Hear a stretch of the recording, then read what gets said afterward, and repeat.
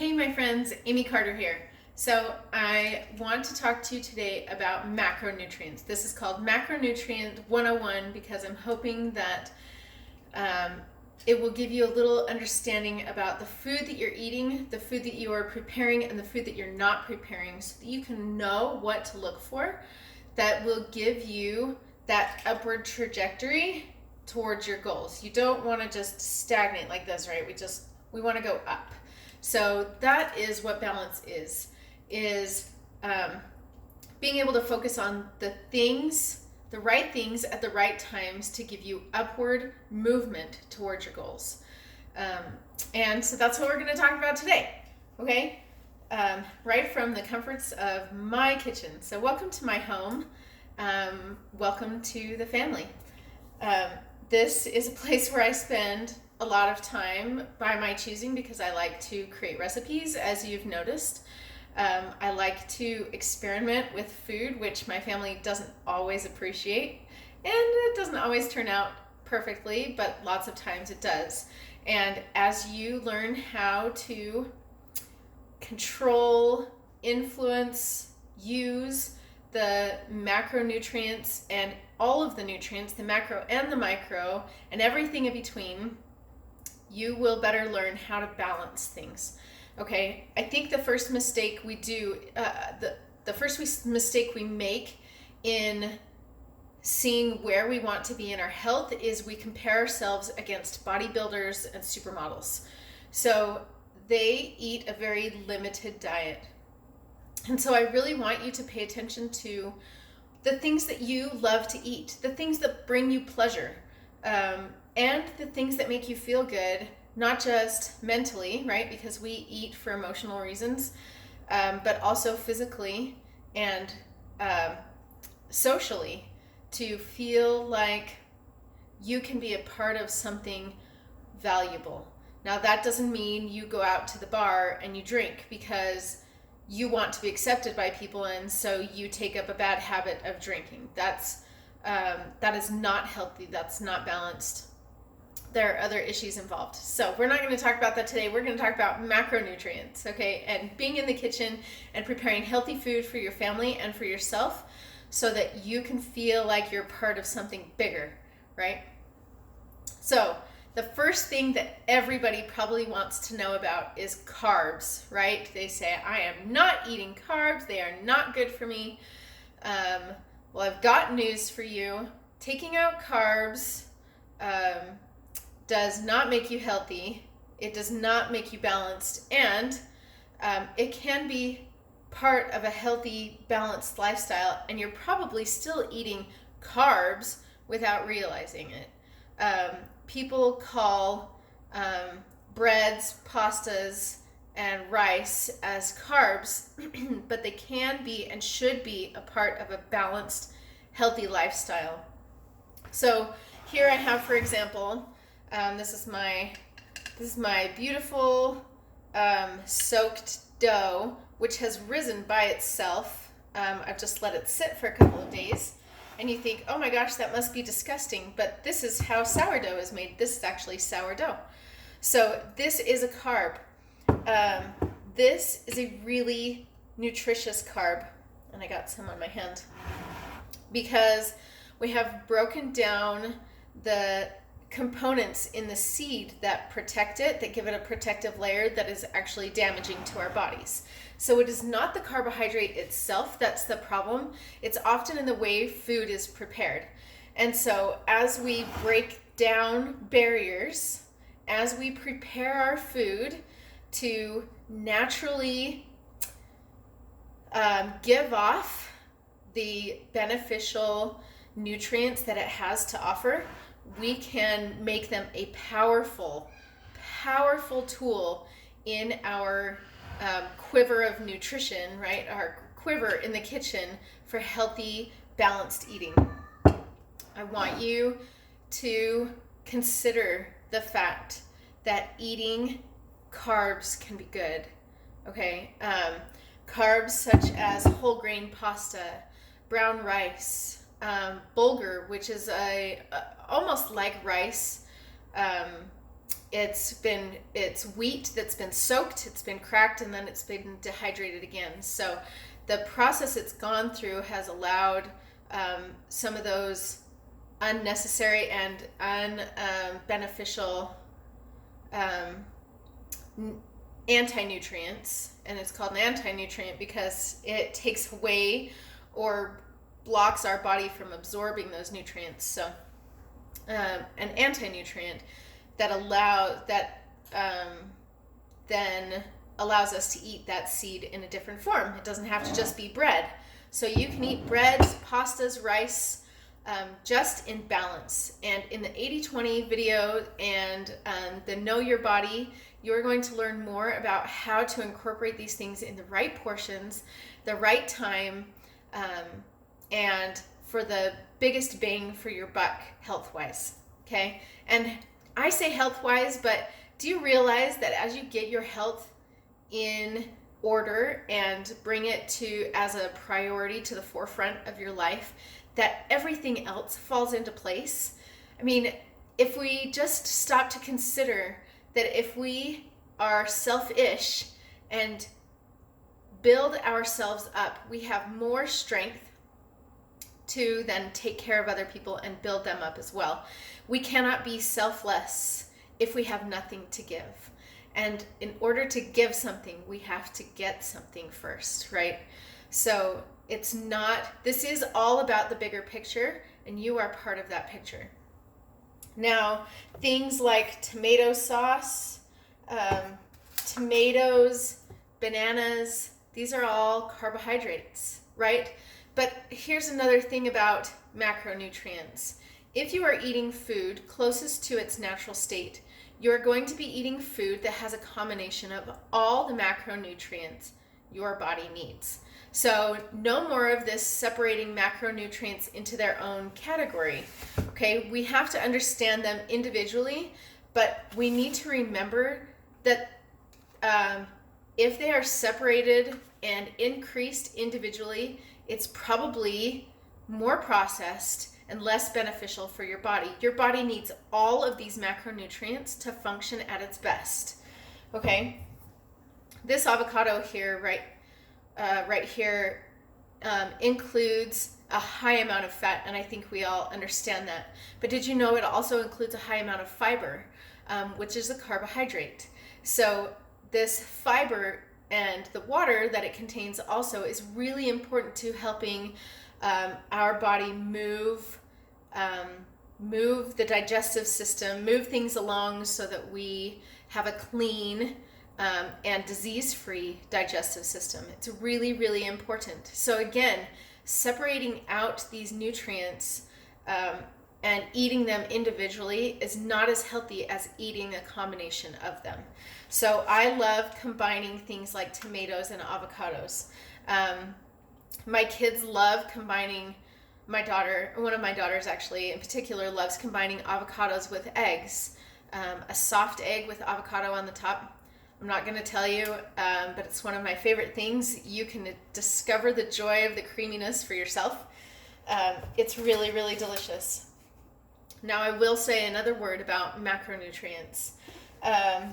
When we combine, again, when we single out a macronutrient, increase it, and then combine it with another macronutrient, it often causes, I would say almost always, causes a hormonal response in our bodies that tends to create negative consequences for our weight and for our function, our brain function, our overall body function, and our performance, right? And our overall well-being, the feeling.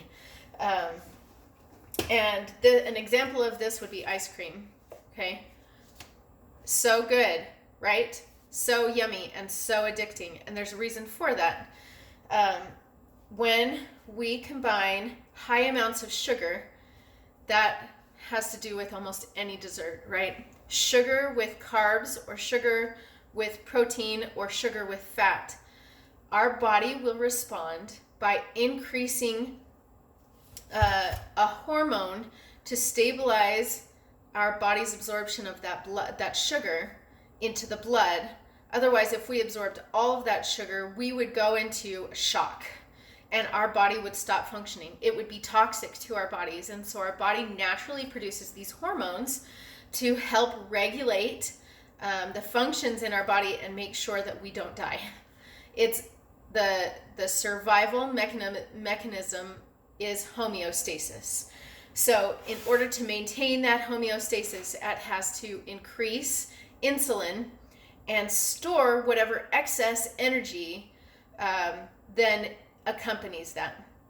And whenever insulin is produced, it is kind of like a blocker of using any other energy that comes in until that hormone has stabilized and homeostasis is stable again. Okay, if it's brought back to homeostasis is what I meant to say. So anytime you ingest a high amount of sugar with a high amount of fat, you are going to store all of that fat in response to your body's necessity to use that sugar as energy. It will always use fast energy first rather than fat energy. And we don't want that to happen. So what we need to do is stabilize our blood sugar. Now, we talk about that in the next video called the sugar curve, in one of the next videos. That's called the sugar curve. And so I want you to think about that as you consider your combination of macronutrients. That the combination of sugars, right, the excess of fast energy, which is refined carbohydrates, anything that your body can use fast,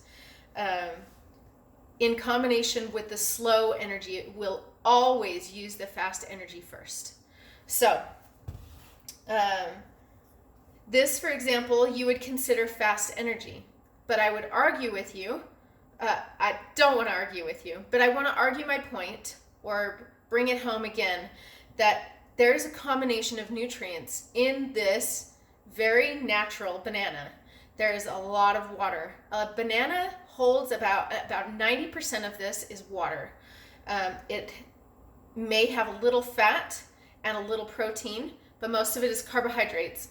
However, those carbohydrates are slowed in producing the hormonal response in our body because our body can absorb natural nutrients faster than it can synthetic or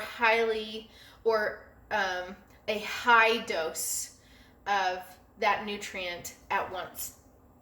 I don't have one here in my home, but I wish I could show you those protein drinks that you buy at the grocery store, at Costco, wherever you do your shopping. People are often drinking high protein drinks with little else in it but protein. And this is because people think carbs are bad and protein is good. But protein can produce as high a response, insulin response in our body as ice cream. So when you are eating just chicken breast, without combining it with other natural nutrients, you are creating an increase in hormonal response in your body. See, this is a hormone game, not a calorie game. We're not counting calories. Otherwise, the people on the keto diet or whomever, bodybuilders, would not be able to lose fat if they were supposed to maintain a certain amount of calories, right? It's not calories that are important, it's energy and where that energy comes from. Are you eating fat energy? So the the fat energy burning system, which gives you a sustained amount of energy for a long period of time, or the fast energy, where it gives you a surge of energy and then you crash because it's used it so quickly that then your body has depleted its sources and is looking for more. And because this is the energy system you have given it to use, this is the energy system it requires first and foremost. So then you have to bring the hormones back to stability in order to tap into that fat energy burning system. Okay, so we have here 100% grass-fed beef. It's 85% lean, And this is because I truly believe that when you cut out all fat or most of the fat and leave the majority of the protein, it creates an imbalance in your digestive system, an imbalance in your hormones, and an imbalance in your body's ability to tap into the fat burning energy system. So when you are eating protein, combine it with a good source of fat. If you're eating a lean source of protein, so I would say like 93% or higher, that goes for chicken breasts, lean ground beef, ground turkey, all of these things that we have been told are healthy for us because they're low fat are actually hurting us. We need to, again, incorporate natural sources of fat, a combination of fat and protein. So chicken thighs are great to eat because they have that dark meat that has a high amount of mineral and vitamin content. The fat and the protein in the natural grass-fed beef. Your turkey is good if you can add avocado, a vinaigrette to it, right? Fat-based. So if you have avocado oil or olive oil, if you've sauteed some vegetables in olive oil, that gives you a really great combination of fat and carbohydrates to help your body absorb the nutrients that are coming from the whole foods you want to eat to help you be at your healthiest. Okay? So I hope this helps you understand a little bit more about macronutrients and how important they are that we eat them closer to their natural state, right? Like these, and less combined together at extremely high levels, because we want to maintain homeostasis and help our body to decrease that set point. So we will stay at this level that your body is used to, and that's why it's really hard to lose weight sometimes or to let go of that unwanted weight. But as we lower our set point of homeostasis, bringing down that level rather than creating this imbalance, then our body can tap into that fat energy burning system that we have been waiting for it to tap into. And then we will experience this skyrocket of energy levels, of focus, and